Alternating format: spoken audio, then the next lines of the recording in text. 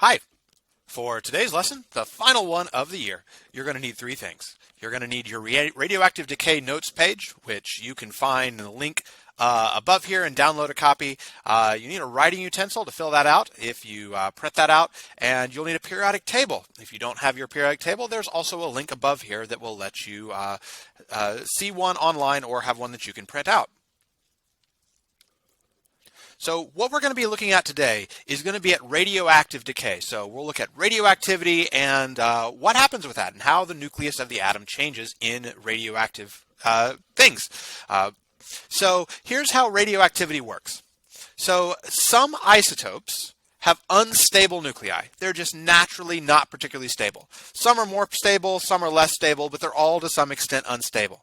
And like all things, unstable things can reach a more stable state. They can lower their potential energy.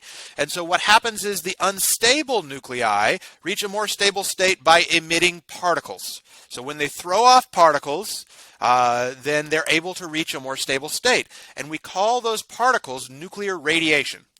Now, because of the fact that the unstable nuclei reached a more stable state, its potential energy dropped. And that energy has to go somewhere because energy is conserved. And so that energy goes into the kinetic energy of the radiation. So these little particles that get emitted, get thrown off by the nucleus, have extremely high energies. And so as a result, they're ionizing. So all nuclear radiation is ionizing radiation. So, we talked about EM radiation, about visible light and gamma and radio and things like this. When we're talking about nuclear radiation, this is usually what people in an everyday sense mean when they talk about something giving off radiation. It's always ionizing if it's nuclear, and that's it. It's basically when the nucleus is reaching a more stable state and emitting or throwing off little particles. If a substance does this, if it does radioactively decay, the nucleus does reach a more stable state and throws off these particles, we call it radioactive. Okay, so anything that emits nuclear radiation is radioactive. We call it a radioactive decay every time the unstable nucleus becomes more stable by emitting a particle. Okay, so if a substance is very unstable and emits particles very often, it has a lot of radioactive decays, then it's more radioactive. If it's not so unstable and it only emits a particle every so often, then it would be less radioactive. Every single time there is a radioactive decay, two things change about the nucleus. The nucleus's composition and the nucleus's energy. So the nucleus will lose energy to give that energy to the particle as it gets more stable, lowers its nuclear potential energy, and gives it to kinetic energy. And then the result is the nucleus's composition changes. The number of protons and neutrons change. There are three major types of nuclear radiation, named after the first three letters of the Greek alphabet: alpha radiation, beta radiation, and gamma radiation. These symbols are the Greek letters, so if you ever see like this with radiation, it means alpha. This symbol with radiation, it means beta. This symbol, and it means gamma. So first one is alpha radiation. What happens is the nucleus is unstable. It gets more stable by emitting what's called an alpha particle. An alpha particle is made up of 2 protons and 2 neutrons. Okay, and so because the particle that flies off has 2 protons and 2 neutrons, it means the composition change of the nucleus is this. The nucleus loses 2 neutrons and 2 protons. So now it has 2 neutrons less than what it had before, and it has 2 protons less than what it has before. So that's what happens in alpha radiation. Now, if we think about this, if the nucleus loses 2 protons and 2 neutrons, then it's going to change what isotope it is. So here, let's take radon-222, this particular isotope. If we look on the periodic table, radon's in the lower right. You'll see it, element number 86. Rn is its symbol. So since its atomic number is 86, it has 86 protons. Remember, to find neutrons, we just take the mass minus the protons. 222 minus 86 gives us 136 for the neutrons. Now, this is going to alpha decay. So it's unstable, the radon-222. It throws off an alpha particle. It loses 2 protons, and it loses 2 neutrons. So if it loses 2 protons, it no longer has 86 protons. It now has 84 protons. Well, if it has 84 protons, its atomic number is 84. It's no longer radon, because radon always has 86. So if you look at your periodic table and look for the element that has 84 protons, you'll see that's polonium. And so now, once it is alpha decayed, it is no longer radon, it is now polonium. So after a a radioactive decay, then the element will change with alpha decays, but so will the isotope. It's no longer 222. Let's look at neutrons. So for neutrons, it started with 136 neutrons. It's lost 2. So now it's going to have 134 neutrons. To figure out what our new mass is going to be, which isotope of polonium, we just add these up. So we say 84 plus 134. If you do that, you get 218. And so this is going to be polonium 218. That's going to be the new isotope. So if radon-222 alpha decays, the composition of the nucleus changes by losing 2 protons, losing 2 neutrons, and now it's going to be polonium-218. It is decayed into a new substance. And this happens in nuclear radiation to radioactive substances. Alpha radiation has the most energy of the 3 types, alpha, beta, and gamma. So it is the deadliest form of radiation. It is the most ionizing. It will do the most damage to your body, but it's the easiest to stop. And so by easiest to stop, even a sheet of paper is able to stop alpha radiation. The layer of dead skin cells that's on the outside of your body is enough to stop alpha radiation. So in what way is it most deadly? Well, what if you got it inside your body? If you were to eat something that had something that was radioactive that gave off alpha radiation, and those atoms that were unstable and were going to decay were inside your cells, it would throw off these alpha particles, which, as we said, have incredibly high kinetic energies. Average speed of most alpha particles is somewhere like 10,000 miles per hour. But what happens is they fly off and they run into things pretty quickly, and they tend to lose their energy. But when they lose their energy, other things, they tend to damage them very, very badly. And so alpha radiation is the deadliest, but it's the easiest to stop. As long as you don't get it inside of you, you're probably going to be okay. The major place that we have to worry about here in Iowa as far as alpha radiation is actually the element we looked at before, was that radon-222. Radon gives off alpha radiation, and radon also sometimes tends to build up in basements. It's created by radioactive decay of other elements down deep underneath the earth, and so it slowly rises up through the surface. And so in some situations, places that are underground, like basements, tend to grow and tend to increase the amount of alpha radiation, or amount of radon, which emits alpha radiation if you inhale it. And so if you inhale it, then it's in your lungs and you don't have that protection. And so it can cause increased chances of lung cancer, which makes sense because it's ionizing. And so because of this, you can buy little test kits to put in your basement. They're like literally like $10 to $15 and test it out to see if you have radon in your basement. And in some places, you may even have in your house a radon mitigation system, something that basically that you've had detection, we found there's radon there, and it sucks it out to make sure that it wouldn't harm you. But Iowa has the most radon of any state in the country overall. The biggest problem with it doesn't mean every basement has it, but it is something to watch out about. If you had a chunk of material that gives off alpha radiation, as long as it's on the outside of your body, you're probably okay. As long as you don't inhale it, as long as you don't eat it or get it in or ingest it in any way, or get it inside a cut or put it inside of you. But that's what happens with alpha radiation. Second type is beta radiation. So beta is a little weirder. What happens in beta radiation is one of the neutrons inside the atom turns into a proton. The technical term is, we would say, it decays into a proton. Okay? But we said earlier in the year, of the things that are conserved, we talked about mass is conserved, we talked about energy is conserved. The third one we said is charge is conserved. Neutrons have a neutral charge. They have no positive, no negative.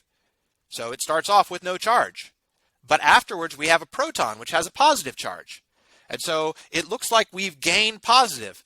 Well, the only way for this to happen is if it also gains a negative. Because if it makes a positive and a negative, in this case an electron, then it's added a +1 and added a -1. Overall, it's still 0. So the charge hasn't changed. So in beta decay, a neutron turns into a proton, but it also creates an electron. And that electron flies out of the nucleus, and that's the radiation. So the nucleus emits an electron in beta radiation. So neutron turns into a proton, nucleus emits an electron. It also does make another particle called an electron neutrino, which is this guy down here, but you can ignore it for right now. We're not going to go into that level of particle physics. So all you need to know is in beta radiation, one of the neutrons turns into a proton and the nucleus emits an electron. So what happens? The nucleus loses a neutron and gains a proton. So let's say radon 222 were to beta decay. So if it beta decays, then we said a neutron turns into a proton. So it loses a neutron and it gains a proton. So let's try the gaining a proton first. If it's going to gain a proton, we started off with 86 protons because it's radon. It gains a proton. Now we have 87 protons. Well, if we look at our periodic table and look for the element that has 87 protons, we'll see that's francium.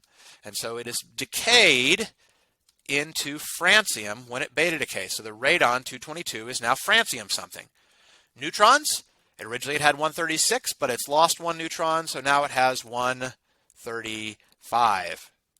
All right, so if we add these two up, 87 plus 135, you'll see you get 222. So this is going to be francium 222, if that shows up. So yeah, so francium 222. So if radon 222 beta decays, it becomes francium 222 because the nucleus loses a neutron and gains a proton. Notice this, in beta decay, the isotope mass didn't change. The atomic mass didn't change. It's still 222. So that's something that happens with beta decay. Beta radiation has less energy and is less damaging than alpha, but it is harder to stop. Beta radiation will go through paper. Beta radiation will go into your skin.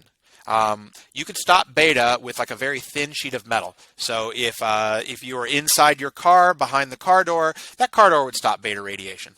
If you had, a thick concrete or like a brick wall, that would stop beta radiation pretty well as well, if it was on the outside. So beta doesn't have as much energy, doesn't do as much damage as alpha does, mostly because that electron is smaller, and so it still has that energy it takes away from the nucleus, like all nuclear radiation does. It's still ionizing.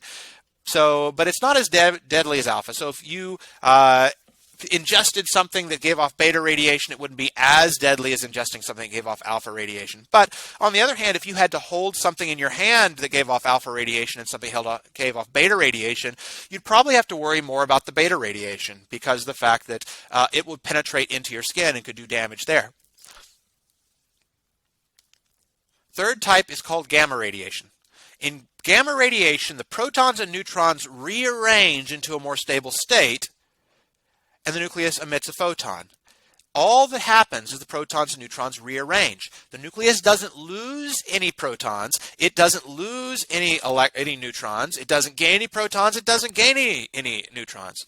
So the nucleus does not change the number of protons and neutrons. They just rearrange. A good way to think about this is it's a little bit like if you were to have like a pile of bricks that you just threw a bunch of bricks onto a pile. Sometimes what will happen is that pile of bricks, one brick will come loose and the whole brick pile will just shift. It's like a bunch of bricks will just sort of like lower themselves and come closer. What they've done is they went from a more unstable state to a more stable state. And when they do that, you can hear it. You can hear the sound coming out of that pile as the bricks rearrange because they've taken that gravitational potential energy, and as they lost that to get more stable, they've given that energy out in the form of sound. In the case of gamma radiation, they give that energy off in the form of EM radiation, photons. This is the same gamma that we talked about in EM radiation because this is EM radiation. It's the highest energy form of EM radiation. It's definitely ionizing, and that's where you get gamma from. It's whenever the protons and neutrons in an unstable nucleus just rearrange. They shift to lower their nuclear potential energy, and that energy is given off in the form of a gamma ray or a gamma ray photon. And so with gamma, let's say radon 222 gamma decays, is that because all they do is just rearrange, there's no change in the number of protons, there's no change in the number of neutrons, and so because there's no change in the number of protons, we still end up with 86 protons. And if it's 86 protons, that is a 6, then it's still going to be radon, no change to that. And if it is 136 plus 0 neutrons, we still have 136 neutrons, no change in the number of neutrons. And so 86 plus 136 is still 222.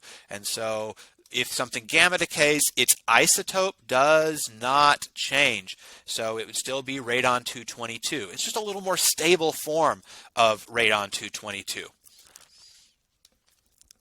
Gamma radiation has the least energy of the three types of nuclear radiation. Alpha has the most, beta is the second most, gamma has the least. So therefore it's the least deadly, but it's the hardest to stop. Your skin will not stop it, a sheet of paper will not stop it, a thin sheet of metal won't stop it. You're going to need a really thick sheet of metal, probably something like several feet thick of like concrete, or packed dirt or something like that. It's really, really tough to stop gamma radiation. It's the hardest to stop, but it's the least deadly of the three. So once again, if you had to like inhale something that gave off alpha radiation versus something that gave off beta, which is versus something that gave off gamma, so it was inside your body, alpha would be the worst for you, gamma would be the best, assuming that they're equally radioactive. They give off particles at the same rate. We do have to state that. But if you had a chunk of it sitting out on a table in front of you, you probably would worry the most about gamma, especially if you had thin shielding on. If you had like some thin shielding, like for example, you know, when you get x-rays, you wear a lead vest at the doctor's office or the dentist's office, or if you get an x-ray of a broken arm, is that you wouldn't have to worry at all about alpha if there was a lead vest between you and the radioactive substance. You wouldn't have to worry at all about beta as long as it didn't get in your body. But gamma, you might have to worry a little bit about because it can penetrate through stuff. It's the hardest to stop. And so that's sort of how gamma works. So let's compare. How does the three types compare in terms of what they emit? Alpha radiation, the particle, it emits 2 neutrons and 2 protons. Beta radiation, the nucleus emits 1 electron. Gamma, it emits 1 gamma ray photon. How does the nucleus change? Okay, for alpha, the nucleus loses 2 neutrons and 2 protons. Beta loses 1 neutron but gains 1 proton. And in gamma, the nucleus doesn't change in composition. They change because the particles rearrange. So go ahead and fill out your table on your notes with this, and then continue. In terms of damage, alpha radiation is the most harmful to living things, does the most damage because it has the most energy. Beta is somewhere in the middle. Gamma is the least harmful. But alpha is the easiest to stop, can be stopped by a sheet of paper. Beta, you're going to need a thin sheet of metal to stop it. A sheet of paper won't stop it. Gamma is the hardest to stop. It would take you several feet of concrete to be able to stop it, versus beta and alpha, which would be stopped by, so several feet of concrete would stop all three of these. Gamma would pass through the metal, gamma would pass through the paper. And then finally, let's look at the energy that's released by each of these three types of decay. Recall that we said that nuclear fission releases, if you were to take a kilogram of something that would completely fission, every atom would fission, would release about the equivalent of about 3 million gallons of gasoline worth of energy if you burned it, versus nuclear fusion that releases about 12 million gallons of gasoline versus energy if the same energy as burning 12 billion gallons of gasoline. Well, if you had a kilogram of substance that all alpha decayed, that would release about the same amount of energy as burning 85,000 gallons of gasoline. And once again, remember, 1 kilogram is about 2.2 pounds. So we can see there's a lot of energy released by alpha. Beta, remember we said, does less damage because it releases less energy. If you were to beta decay a kilogram of a substance, then it would be the equivalent energy release of about 17,000 gallons of gasoline if you were to light them on fire. Gamma, even less energy, the equivalent of burning about 8,000 gallons of gasoline. So for all these types of nuclear reactions, we can see that they all give off a lot more energy then do chemical reactions. Something that gives off a lot of energy like burning gasoline is that even the least one of these, that taking just 2.2 pounds of something that were completely gamma decay, which is difficult to do, but if you could, it would give off the energy equivalent of burning 8,000 gallons of gasoline, beta 17,000, alpha 85,000, nuclear fission 3 million gallons of gasoline, and nuclear fusion about 12 million gallons of gasoline equivalent.